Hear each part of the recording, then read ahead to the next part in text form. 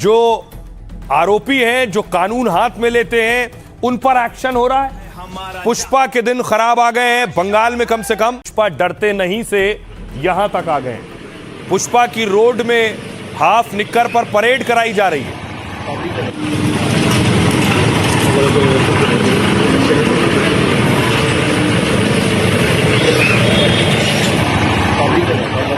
तस्वीर आप देख रहे हैं, बीच सड़क पुष्पा को परेड कराई जा रही है। हाफ निक्कर में है, दोनों तरफ पुलिस है। टीएमसी का कहना है कि अगर पुष्पा आरोपी है और अपराधी है तो कानूनन कार्रवाई होनी चाहिए। कानून ये नहीं कहता है कि किसी की सड़क पर परेड कराई जाए इस तरह से। अब दूसरी तस्वीर देखिए। इससे पहले 11 तारीख को भी पुष्पा को परेड कराई गई थी। गिरफ्तारी के बाद की तस्वीर ये सामने आई थी।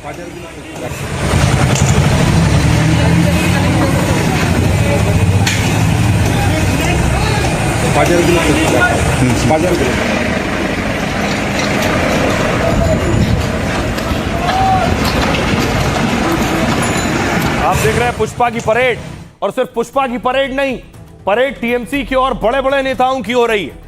कहीं पुष्पा की परेड पुलिस करा रही है और कहीं जांच एजेंसियां परेड करवा रही हैं। तस्वीर में आपको दिखाऊं, देखिए जरा। यह तस्वीर आप देख रहे हैं, यह तस्वीर है अभिषेक बनर्जी की। अभिषेक बनर्जी ममता बनर्जी के भतीजे, जिन्हें ईडी ने बुलाया था आज पूछताछ की है।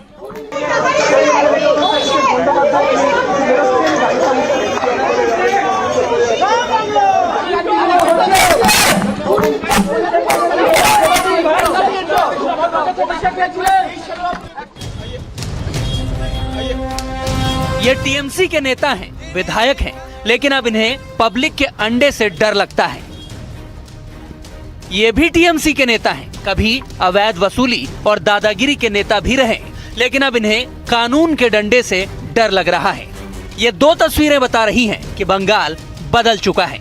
अंडा, जिसे बंगाल में डीम कहते हैं, जनता उसे खाने के लिए नहीं बल्कि टीएमसी के नेताओं को खिलाने के लिए खरीद रही है।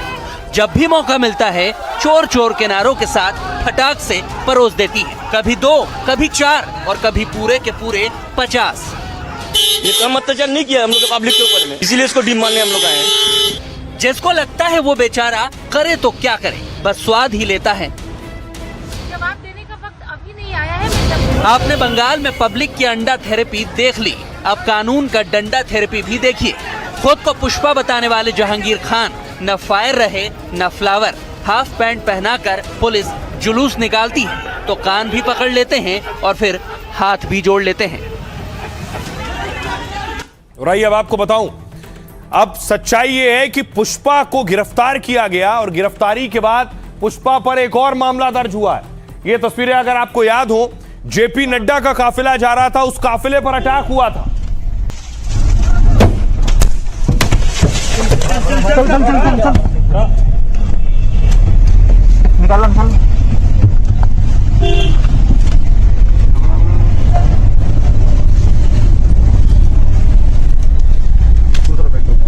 ये तस्वीर देख रहे हैं, ये पत्थर से हमला हुआ था। जेपी नड्डा का काफिला था, कैलाश विजयवर्गीय भी इसमें मौजूद थे। इस मामले में भी पुष्पा शिकंजे में है। देखिए जरा,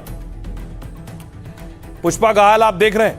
शुभेंदु की पुलिस ने टीएमसी के पुष्पा की फिर से परेड निकाली है, और जिस फाल्ता में कभी टीएमसी नेता जहांगीर का दबदबा हुआ करता था, वहां वो आज कान पकड़कर, हाथ जोड़कर लोगों से माफी मांग रहा। अभिषेक बनर्जी के करीबी रहे पुष्पा की कमर पर पुलिस ने रस्सी तक बांधी और फाल्ता की सड़कों पर नंगे पैर 4 घंटे तक सड़क पर घुमाया। 8 जून को टीएमसी नेता जहांगीर खान को नेपाल बॉर्डर से गिरफ्तार किया था। जहांगीर पर अवैध वसूली और चुनाव में गड़बड़ी फैलाने के आरोप थे। चुनावी हिंसा से जुड़े एक केस में अभी जहांगीर खान से पूछताछ चल रही है। पुलिस फाल्ता में जहांगीर को ले जाकर परेड निकाल रही है और सबूत जुटा रही है। लेकिन अब डायमंड हार्बर पुलिस ने जहांगीर पर एक और केस खोल दिया है। यह केस 2020 में डायमंड हार्बर में बीजेपी अध्यक्ष रहे नड्डा पर उस वक्त हमले से जुड़ा हुआ है। दरअसल जेपी नड्डा के काफिले पर चुनाव प्रचार के दौरान अटैक हुआ था। ईंट पत्थरों से हुए हमले में कैलाश विजयवर्गीय समेत कई लोग घायल हुए थे, और इस मामले में एफआईआर भी हुई थी। उस वक्त जहांगीर खान नामजद था इस एफआईआर में, लेकिन ममता बनर्जी की पुलिस ने जांच की और जहांगीर आरोपों से बरी हो गया। जहांगीर के खिलाफ दर्ज इस केस को भी पुलिस ने बंद कर दिया था, लेकिन अब शुभेंदु की पुलिस ने इस केस को फिर से खोला है और जांच शुरू कर दी है। मतलब ममता के पुष्पा की मुश्किलें और उस पर शिकंजा कसता जा रहा है। सुनिए जरा सियासतदान क्या कह रहे हैं। गाड़ी का बॉनेट में चढ़ के सोचे थे कि वो पुष्पा हो गया, वो हीरो बन गया।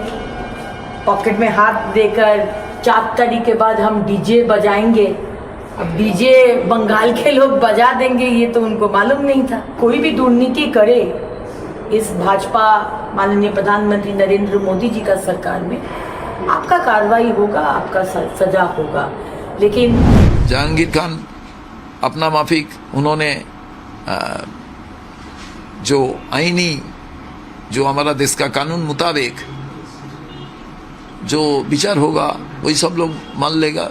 कानून का ऊपर में तो कोई नहीं है। उसका प्रशासनिक बात है, प्रशासन काम कर रहा है, प्रशासन जो करेगा, जो निकलेगा वही करेंगे। Law will take its own course. अगर उसने कोई गुनाह किया तो लॉ जो जिस तरह जो लॉ का जो विधान है वही होगा। अब देखिए एक तरफ पुष्पा के साथ क्या हो रहा है, दूसरी तरफ आज ममता बनर्जी ने जो हालात बने हुए इसके बाद बैठक बुलाई थी। बैठक में बड़े बड़े नेता आए, ये आप देख रहे हैं। सौगत राय पहुंचे थे, कल्याण बनर्जी पहुंचे थे और कुणाल घोष इस बैठक में पहुंचे, मदन मित्रा बैठक में पहुंचे। मदन मित्रा के घर रेड हुई थी पिछले दिनों।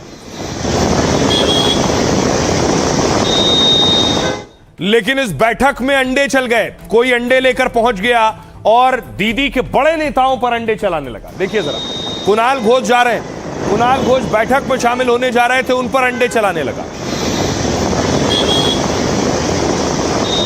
ये देखिए, ये अंडे चल रहे हैं, कुणाल घोष पर लग रहे हैं।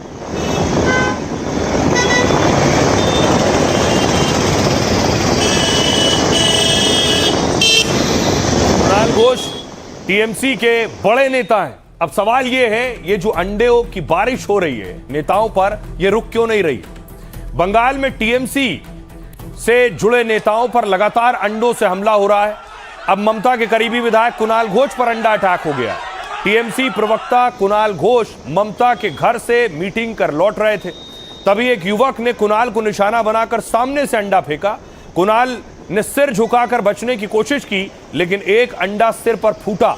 कुणाल घोष ने इसे नियोजित गुंडागर्दी और पुलिस पर भगाने का आरोप लगाया, जबकि हमलावर ने कहा कि टीएमसी नेताओं ने बहुत अत्याचार और गलत काम किए हैं, इसलिए भ्रष्टाचार करने वाले ये लोग इसी तरह अंडा अटैक के हकदार हैं।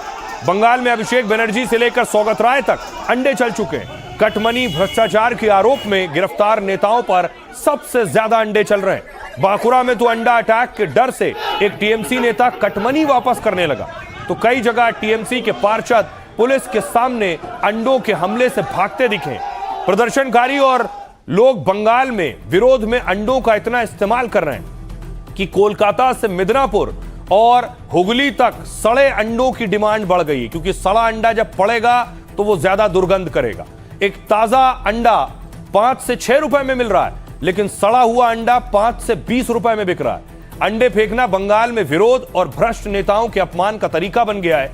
जानकार मानते हैं कि कड़ी धाराओं और जेल से बचने के लिए भी अंडे चल रहे हैं। लोग जानते हैं कि नेताओं पर हमला करने पर पुलिस तुरंत एक्शन में आ जाती है। किसी नेता पर पत्थर या लाठी चलाने पर जानलेवा हमले के आरोप लग सकते हैं। दंगा भड़काने या जानलेवा हमले के आरोप में गंभीर धाराओं में केस दर्ज हो सकता है और तब विरोध कर रहे लोगों को जेल या लंबे कानूनी पचड़े में वो पड़ सकते हैं। लेकिन अंडा फेंकना को कानूनी भाषा में मामूली हमला और विरोध माना जाता है। इसमें गंभीर धाराओं में केस दर्ज नहीं होता और लोग आसानी से बच निकलते हैं। क्या इसलिए बंगाल में भ्रष्टाचार के आरोपी नेताओं पर अंडा अटैक हो रहा है? लेकिन लोगों के अंडा अटैक से कई जगह पुलिस भी निशाना बनी है। एक पुलिसकर्मी ने कहा, 1-2 अंडे ही आरोपी को लगते हैं, बाकी तो हमें लगते हैं। लोग ज्यादातर विरोध में सड़े अंडों का इस्तेमाल कर रहे हैं, यह पुलिस वाला कह रहा है। अंडे का तरल पदार्थ फूट कर लग जाता है वर्दी में, हमारे शरीर पर फैल जाता है और ड्यूटी में कपड़े बदलने का मौका नहीं मिलता, तो बदबू के साथ काम करना हमें पड़ता है। अब लगता है कि अंडों के दाम बढ़ने पर ही इस तरह के हमले बंद होंगे। सुनिए जरा क्या कुछ कह रही है अग्निमित्रा पॉल और दूसरे नेता। कुणाल घोष का क्या अत्याचार किया है? ये कम अत्याचार नहीं किया हम लोग पब्लिक के ऊपर में। आज ये डीम खाने के लायक ही हो गया, ये डीम खाने के लायक ही है। ममता दीदी का घर में तो कोई नहीं आएगा, ये क्या है? हम यहाँ से रास्ते से जा रहा है, हम यहाँ से निकल रहे हैं, ये क्या मेरा दोस्त है? कोई दूसरा सीनियर लोगों का ऊपर ये क्या हो रहा है? अब डेमोक्रेसी को 15 साल अब पैर में कुचला दिए थे।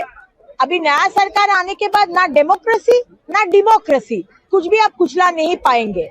और अंडा के दुकान में जाएंगे तो अंडा वाले बोल रहे कि आपको कौन सा अंडा चाहिए, खाने वाला अंडा कि मारने वाला अंडा। और मारने वाला अंडा जो सड़ा हुआ अंडा है उसका दाम ज्यादा है। ये गुंडा लोग, बीजेपी का गुंडा लोग, वो गुंडा लोग अंडा छोड़ा है, पुलिस इधर बैठा है, खड़ा है, पुलिस कुछ नहीं करता है, उन लोग का अगेंस्ट में कुछ नहीं करता है। कितना करतूत सबको मालूम। बंगाल के लोग कितने गुस्से में देखी है, उनको चोट ना पहुंचाते हुए अपना गुस्सा को निकाल रहे हैं अंडा खिला करके, कच्चा अंडा।